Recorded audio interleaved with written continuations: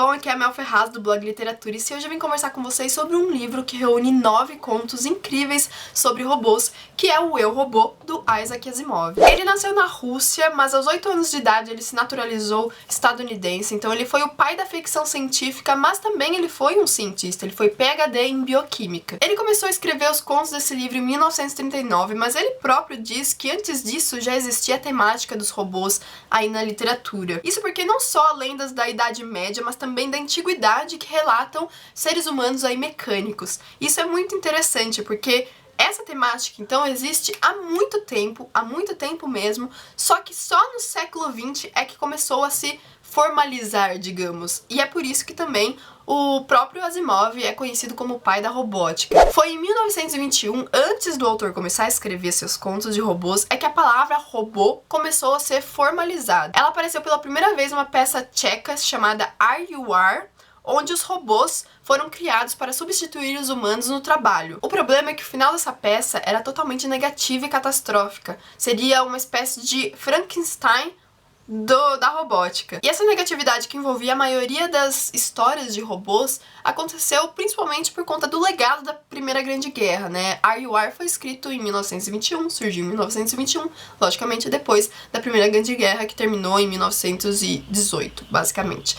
Então, o autor, ele estava cansado, na verdade, de ver uma tecnologia tão bonita assim, né? Uma ideia tão bonita que seria os robôs criados pelos seres humanos, darem coisas totalmente ruins para a humanidade. E ele achava que não, que a sabedoria não precisava tomar esse rumo. Disso então surgiu uma das características que eu achei mais bacana desse livro, que é os contos não terminarem em coisas totalmente catastróficas. Assim, cada um dos 9 contos desse livro, um grande problema que precisa ser solucionado, e a partir disso aqui os cientistas são chamados para tentar solucionar esse grande problema, tudo que tá em crise ali, mas no final há uma solução assim incrível e que deixa o leitor assim fascinado, porque ele não esperava no começo. Conforme os contos vão passando, você começa a imaginar talvez uma solução aí possível pro problema em si, mas não é certo, e o autor, ele é brilhante nessa solução dos problemas, no desenrolar dos seus contos, vamos dizer. E é por isso que a leitura é muito frenética. Algumas pessoas dizem que é demorado a leitura desse livro, mas eu não achei, pelo contrário, eu li super rápido porque o livro me chamava, sabe, pra ele. E por que então que o Asimov era considerado aí o pai da robótica? Basicamente porque nesse livro ele criou as 3 principais leis da robótica, que são fundamentais e que estão inseridas em quase todos os contos daqui, eu diria que em todos os contos.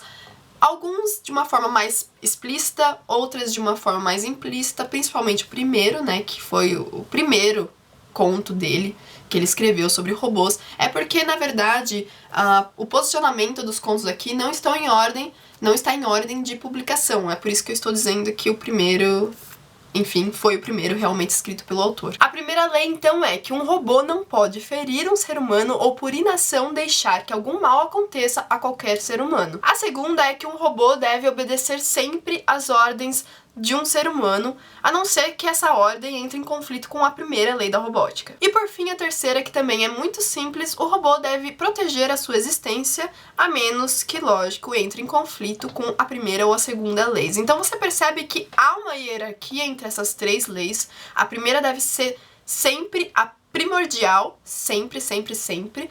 E aí vem as outras 2. Então, a terceira está submetida à segunda, que por sua vez está submetida à primeira. E isso cria todo um contexto de proteção, sim, para o ser humano.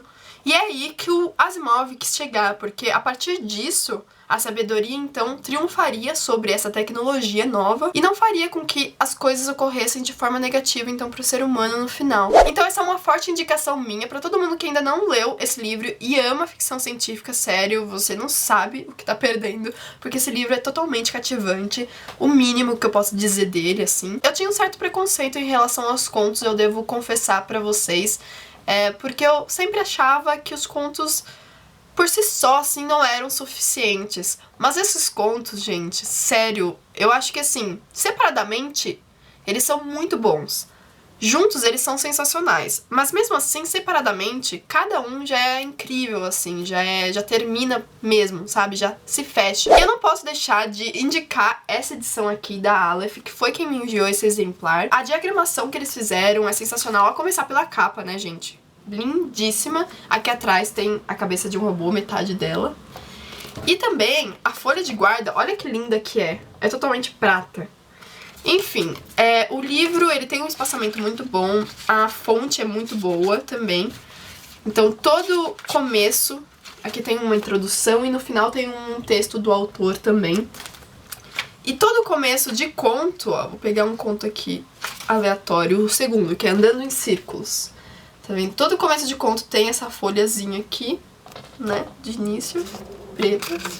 E aqui começa, ó.